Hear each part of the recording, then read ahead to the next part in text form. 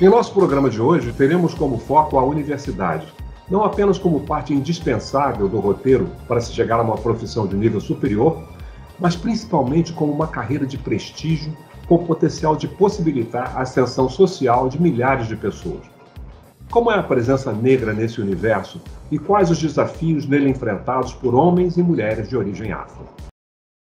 Ao iniciarmos mais um ano, não podemos deixar de refletir sobre o que se passou em 2021 e que nos deixou muitas marcas. Dentre elas, a tragédia que ocorreu no último mês do ano, as enchentes que assolaram o nosso território de abrangência, começando no início de dezembro, mais concentrado no extremo sul, e no final do mês no território do litoral sul. As cheias deixaram milhares de pessoas sem água, sem comida e sem um teto para se abrigar. Toda a comunidade da UFSB foi, de certa forma, afetada por isso, se não materialmente ou fisicamente, mas emocionalmente, vendo o rastro de destruição causado pela força das águas. Como resposta, a UFSB se colocou prontamente no trabalho de apoio, tentando amenizar o sofrimento daqueles que foram duramente atingidos pela tragédia. Atuamos conjuntamente com as demais universidades públicas e institutos federais do nosso estado na gestão da crise estabelecida pelas enchentes, que não atingiram apenas o sul da Bahia, mas outras regiões do estado, atuando junto ao governo do estado, às prefeituras, para otimizar as ações e os recursos. Vários membros da nossa comunidade atuaram e continuam atuando na linha de frente, ajudando nos locais onde se encontram os desabrigados. Articulamos uma campanha nacional com os reitores e reitoras de todo o país para recebimento de doações, intitulada Ação Sul da Bahia Solidária, que recebeu doações em materiais enviados por várias IFES. Abrimos uma conta junto à FAPEX para receber as contribuições financeiras, especialmente dos colegas de outras universidades. Nossa convidada de hoje tem uma carreira excepcional.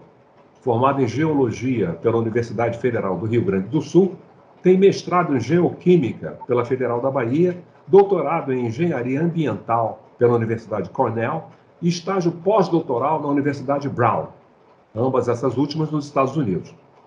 Liderança feminina negra reconhecida no cenário nacional, tendo sido fundadora do coletivo de reitores negros de universidades federais, estaduais e institutos federais, tem atuado como coordenadora e consultora de diversos projetos, principalmente na área ambiental.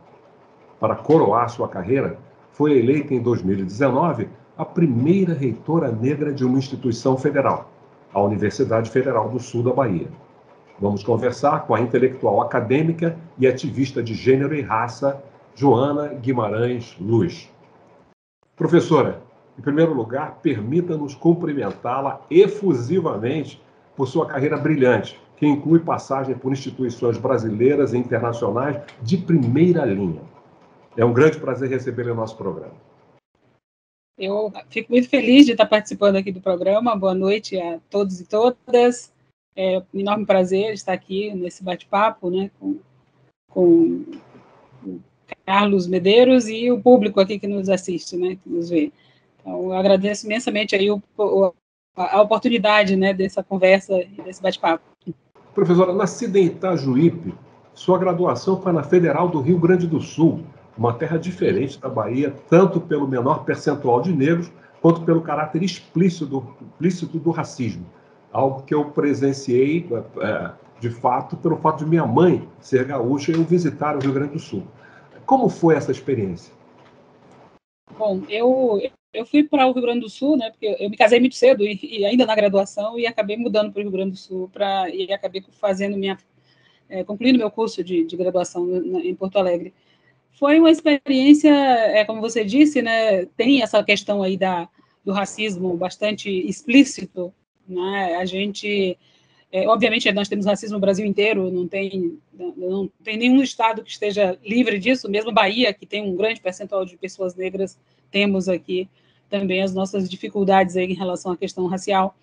Mas no Rio Grande do Sul isso está colocado de uma forma muito mais explícita, porque há um estranhamento dos corpos negros, das pessoas negras em determinados espaços, porque é muito raro, muito difícil você encontrar pessoas negras em certos espaços, né? Pelo menos na época que eu estive em Porto Alegre, eu estive em Porto Alegre final da década de 80, início da década de 90, E naquela época era muito difícil, assim, a gente sempre tinha um certo estranhamento, as pessoas costumavam olhar assim como se você não pertence àquele espaço, àquele local, né? Então, foi uma experiência que, em certa medida, assim, me deixou um tanto quanto, digamos assim, chocada com a explicitude, né, com a explicitação dessa questão racial, que eu já tinha visto isso, mas de uma forma mais, digamos assim, velada, vamos dizer assim. E a época que eu ia ao Sul como criança e adolescente, era aquela coisa explícita, clubes de brancos, tentando imitar a pronúncia dele, Sim. clubes de brancos e clubes de negros. E até nas favelas as festas eram separadas de negros e brancos. Sim, eu sempre me lembro que quando eu cheguei logo lá, a cunhada do meu marido, ela disse que ia me levar num CTG, mas ela disse que precisava saber primeiro se eu poderia entrar. Porque Centro de Tradições Gaúchas. Centro de Tradições Gaúchas. Ela disse que precisava saber se eu poderia ir, porque eles não aceitavam pessoas negras nos espaços do CTG, mas ela ia ver se eu podia entrar. E foi? Entrou? Não cheguei aí. Não, eu acho que perdeu a vontade também. Em relação a isso, então eu imagino que não. Nós também sabemos que na Bahia essa questão é muito complicada, não é? Muito mais complicada do que as pessoas imaginam. Como foi a sua experiência, tem sido a sua experiência de Bahia ao longo do tempo?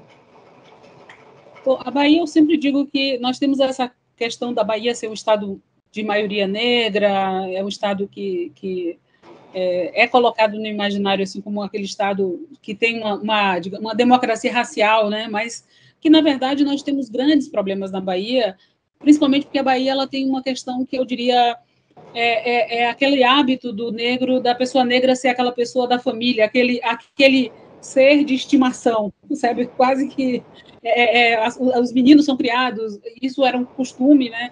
Das crianças negras serem levadas por alguma família para ajudar nos serviços domésticos e ficavam ali meio que, né, como alguém que você tem quase que alguém de estimação que fica ali na casa e com isso parece que você tem uma proximidade, uma relação mais amigável, mas no fundo é tratado como alguém super inferior, não frequenta os mesmos espaços, não tem as mesmas, digamos assim, regalias, como se diz aqui na Bahia, né? Então, essa questão do racismo é uma coisa muito velada, né, na Bahia. A gente tem muito definido esses espaços em que a grande maioria das pessoas são pessoas brancas e que, né, constituída as nossas periferias na Bahia são essencialmente negras e isso cada pessoa negra é vista como alguém inferior, como alguém que tem um determinado não tem uma história, né, de construção intelectual, enfim, principalmente nessa questão da intelectualidade, que as pessoas negras são tidas como pessoas que têm uma baixo potencial, baixo conhecimento, enfim, tudo isso é colocado no nosso dia a dia enquanto negros na Bahia, né? Nós também somos olhados de forma estranha quando a gente está em certos espaços e ocupa certas posições, né? Quem tem um trabalho muito interessante isso é o Ivo de Santana, que fala exatamente sobre os negros nas carreiras públicas em Salvador. E as dificuldades porque essas pessoas passam, a maneira como são vistas, né? Sim. E tem aquela questão de que os negros, em geral, as pessoas negras, elas são pessoas que não têm acesso a boas escolas, bons livros, não tem aquele capital cultural tradicional e considerado o capital cultural importante. Embora muitas dessas pessoas tenham nas suas vidas experiências e vivências riquíssimas e conhecimentos riquíssimos, mas isso não é considerado como um conhecimento que é o conhecimento vigente, o conhecimento predominante e que dá status, né? Então, isso coloca os negros, a gente tem essa discussão, por exemplo, quando iniciou a questão das cotas, por exemplo, a grande discussão com relação às cotas era se as pessoas que entravam na universidade, na sua grande maioria, são pessoas negras, né, que são das escolas públicas, originárias de escolas públicas, a grande maioria das pessoas, e a grande discussão era se essas pessoas teriam condições de acompanhar as aulas, de ter um desempenho acadêmico satisfatório, porque era uma preocupação que essas pessoas não tinham capital cultural e de conhecimento, de educação que desse a elas condições de acompanhar uma universidade, né, de estar numa universidade. E, além disso, na Bahia, para essa questão das cotas, existe aquele problema adicional do branco da Bahia. É isso, branco da Bahia. Isso. Que são os negros de pele clara, que na Bahia são brancos. Né? É isso, na Bahia são brancos, exato. Porque essa questão do pardo, ele é uma escala de cores muito, muito grande, e isso cria uma série de problemas. A gente tem aí, falando em cotas, né, os grandes problemas existentes em relação à questão de fraudes, a questão de autodeclaração como negros, de pessoas. Então, todos esses problemas que as universidades hoje enfrentam, nós enfrentamos muito isso aqui também, na Universidade Federal do Sul da Bahia, e isso é uma questão de como a gente, lá atrás, eu lembro na discussão em relação à autodeclaração, se colocava como uma coisa importante a autodeclaração, para que as pessoas se assumissem como negras. Porque eu, quando era criança, adolescente, ser negro, ninguém queria ser negro, a gente não dizia. Em geral, quando você começa a ascender socialmente, você começa a embranquecer, né? Tem essa questão, você vai embranquecendo, as pessoas vão dizer, não, você não é tão negra assim, você tem uma pelezinha um pouco mais clara, então, né? Como se estivessem elogiando. Exatamente, como se estivesse elogiando, é isso aí. Né?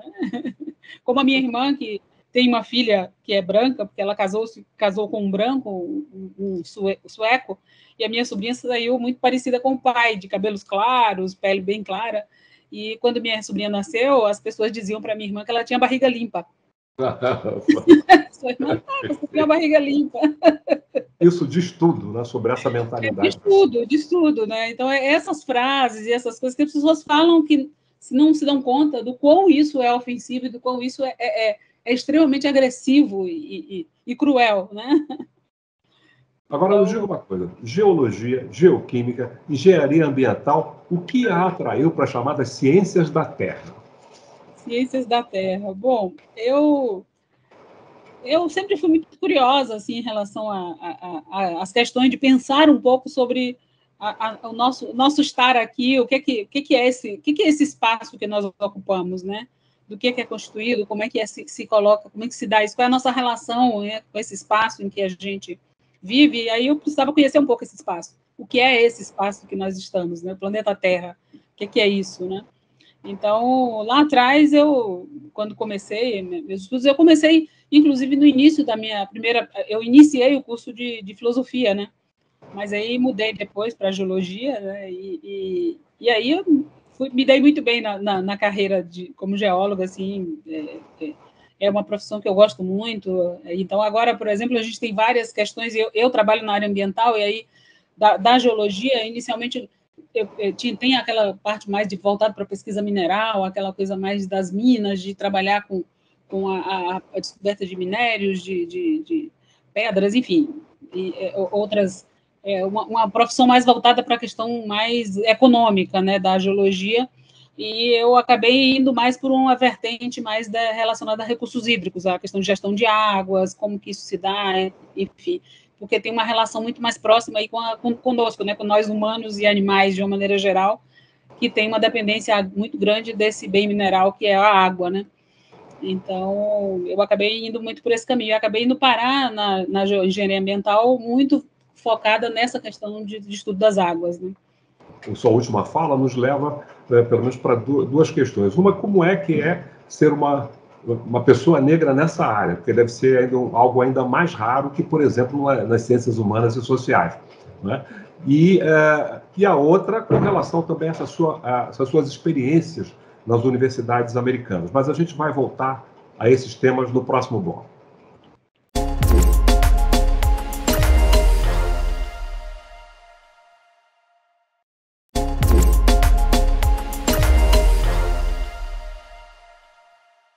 Final do primeiro bloco, eu levantei algumas possibilidades do percurso da nossa conversa, mas uma foi exatamente o fato de ser uma pessoa, uma mulher negra, atuando nessa área de ciências da Terra, tornou-a exatamente uma espécie ainda mais raro, né, do que seria, por exemplo, em ciências sociais ou humanas. Sim.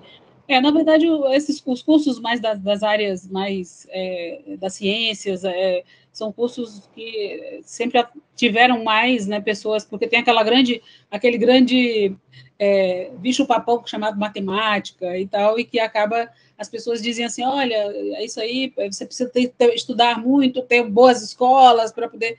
O que não é bem verdade, né? Enfim, mas, enfim, existe esse imaginário aí dessa questão das ciências mais duras, vamos dizer assim, que a gente chama, né?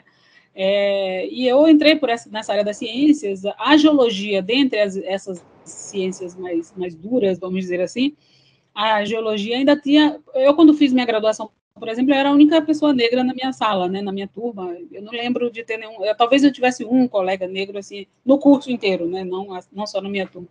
Então, era muito raro mesmo, e até porque eu fazia faculdade no Rio Grande do Sul, então era mais raro ainda, né. Então, mas, assim, é claro que estar como ser geóloga, tá, ser uma mulher negra nessa posição, ela é mais ou menos como em qualquer outro espaço. Quer dizer, você tem uma questão, primeiro, de que você tem que provar o tempo todo que você tem capacidade, isso com as mulheres, de uma maneira geral, independente de serem negras ou brancas, já existe essa questão em relação à mulher. Por outro lado, o fato de ser mulher negra ainda é mais grave por conta daquela questão que eu coloquei no primeiro bloco, inicialmente falando sobre como que a gente é colocado, em que lugar do conhecimento nós somos colocados. Nós, mulheres negras, nós negros, de uma maneira geral, homens e mulheres, são colocados num espaço em que você não tem aquela intelectualidade necessária, o conhecimento necessário para estar em determinados espaços e desenvolver determinadas habilidades, determinadas funções na sociedade. Então, a gente sempre é visto como você tem que sempre que estar provando que você pode, que você é capaz, que você... E a minha vida sempre foi dessa forma, né? Sempre provando de que eu tenho capacidade, que eu posso fazer, que eu tenho condições. E na geologia não é diferente, vai também nessa mesma pegada, né? Muito nessa linha. Mas existe também uma experiência, porque eu já passei algumas vezes, que é um lado contrário, sabe? Às vezes situações ambivalentes. Pessoas que ficam imensamente surpresas quando a gente mostra que tem o talento para estar ali. Exato. Aí nós passamos a ser extraordinários. E isso nos dá uma carga, um peso muito grande, porque você tem uma responsabilidade muito grande. Eu fui muito, assim, a minha vida inteira foi muito nessa coisa da responsabilidade muito grande que eu tinha, porque eu sou a mais velha de 6 irmãos, né? E aí eu sempre diziam, você é muito inteligente, eu sempre ia muito bem na escola, sempre gostei muito de estudar, e aí isso me causava uma responsabilidade. Eu lembro quando eu fui morar em Salvador, que eu fiz o processo seletivo para... Eu fiz Cefet, Escola Técnica naquela época chamava, que hoje é Instituto Federal. E eu fiz o processo seletivo para fazer o ensino médio lá, né? Fiz o curso técnico. E todo mundo dizia, mas claro que você vai passar, imagina, você é muito inteligente. Então, isso te dá uma responsabilidade muito grande e um peso muito grande, porque você não pode falhar. Porque quando você consegue galgar esse espaço, a expectativa é muito grande em relação ao que você é capaz de fazer, e aí isso te dá essa carga de responsabilidade que você fica morrendo de medo de falhar, né? E nessas situações nós nos tornamos uma espécie de sujeitos coletivos. Nós estamos representando toda uma coletividade. Se nós falharmos, são os negros que falharam. Isso, exatamente. Aí alguém vai dizer assim, viu como eu disse que ela não tinha condições de fazer? E aí essa carga de responsabilidade, ela triplica, né? Porque você não pode se dar o luxo de falhar, né? E aqui, muitas vezes, eu, como reitora, as pessoas às vezes falam que eu sou uma pessoa muito dura, muito, né, firme. Eu digo, eu tenho que ser, eu preciso ser, né? Eu não posso fraquejar, eu não posso me dar ao luxo de fraquejar. Eu preciso ser dura e ser firme, né? Agora, é interessante, tanto o seu doutorado como o pós-doutorado foram feitos em universidades de ponta americanas, a Cornell, em Ithaca, no interior de Nova York, e Brown, em Rhode Island. Como é que foi essa experiência? Bom, em Ítaca eu fui também com meu esposo, que foi fazer o doutorado, eu fui acompanhando, nós tínhamos uma filha pequena na época. Perdão, o doutorado dele em quê?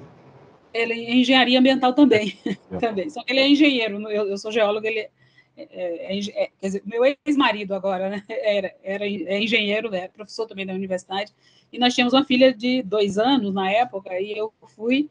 E lá eu disse, não, eu preciso fazer um doutorado, eu não vou ficar aqui 4 anos, né, como esposa dentro de casa, cuidando da casa. E aí eu fui atrás de uma bolsa de doutorado, bati na porta de vários professores para tentando conseguir uma bolsa, porque meu marido saiu com a bolsa, tinha bolsa brasileira, bolsa do CNPq, e eu não tinha nada, né? Então, eu fui, aí acabei conseguindo a bolsa, né, com um professor que, né, me deu a oportunidade, e acabei trabalhando como assistente de ensino dele, né? Eu trabalhava por 20 horas semanais e o resto do tempo eu estudava, né? Então, e com isso eu ganhei a bolsa para pagar as tuitions, as anuidades da universidade e a bolsa que eu tinha para me manter, enfim, para as minhas necessidades, né? Então, e foi uma experiência muito rica, assim, porque outra cultura, enfim, né? As condições, eu fiz o meu doutorado na época eu terminei em 2003, então isso era uma época também, assim, você tinha muitas facilidades na universidade em termos de laboratórios, enfim.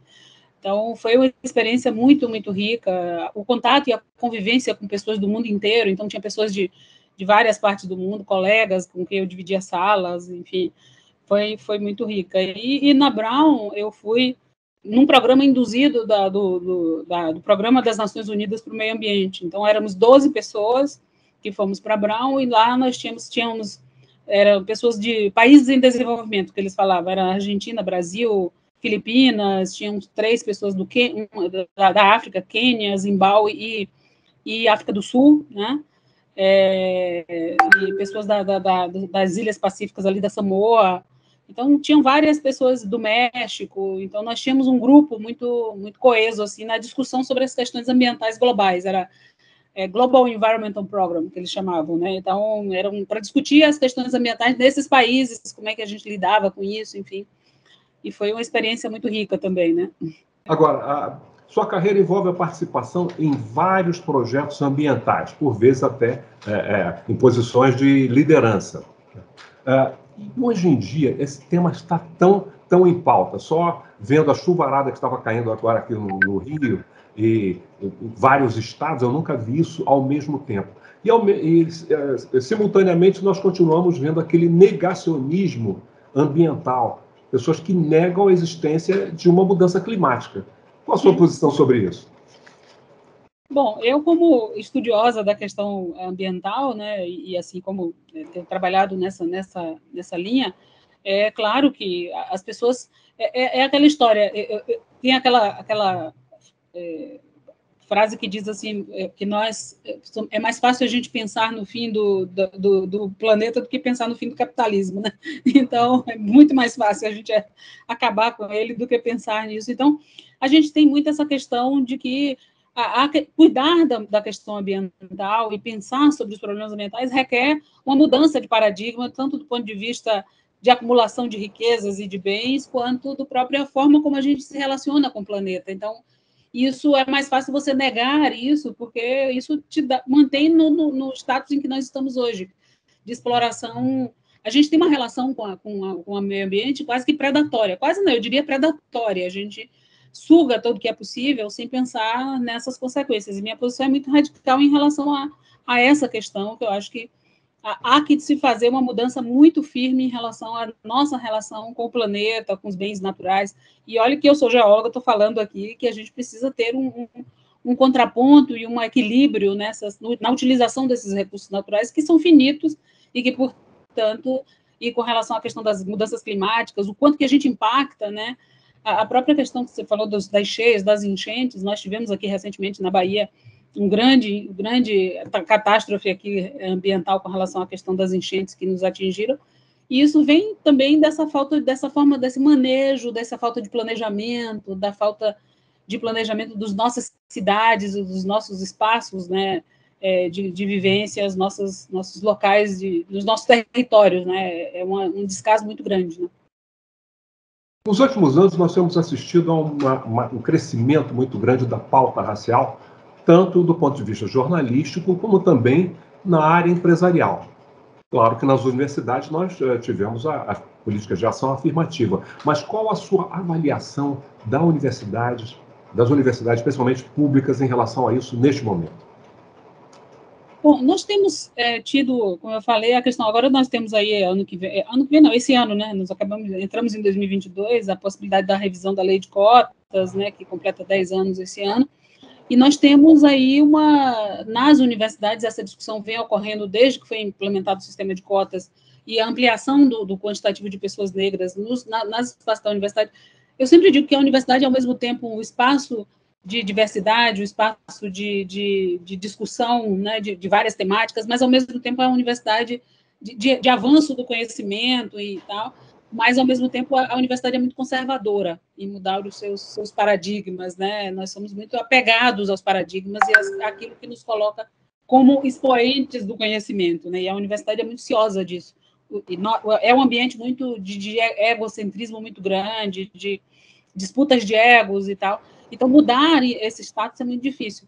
Mas eu sempre digo que a universidade hoje, ela vem, e eu acho que a gente está precisando fazer essa análise. Eu falei inicialmente na questão das cotas, que a grande preocupação era o desempenho dos estudantes cotistas que chegavam à universidade, na sua grande maioria negros, mas hoje eu acho que a gente já passou desse patamar, e o que nós precisamos discutir hoje é qual é o impacto que essas pessoas trazem para as universidades ao chegar nelas, ou seja, esse quantitativo e esse coletivo de pessoas negras que hoje chegam à universidade, a ideia é transformar essas pessoas, tirar essas pessoas dos seus espaços e trazê-las para dentro da universidade, transformá-las em alguém que vai também reproduzir essa relação que a gente tem, que a gente estabelece com esses coletivos mais pobres e mais periféricos, ou é a gente repensar e fazer essa conexão com esses coletivos, porque não adianta muita gente pensar alguns poucos da periferia e trazer para dentro da universidade, transformá-los na classe média, colocá-los no status e deixar que a periferia continue sendo a periferia que sempre foi,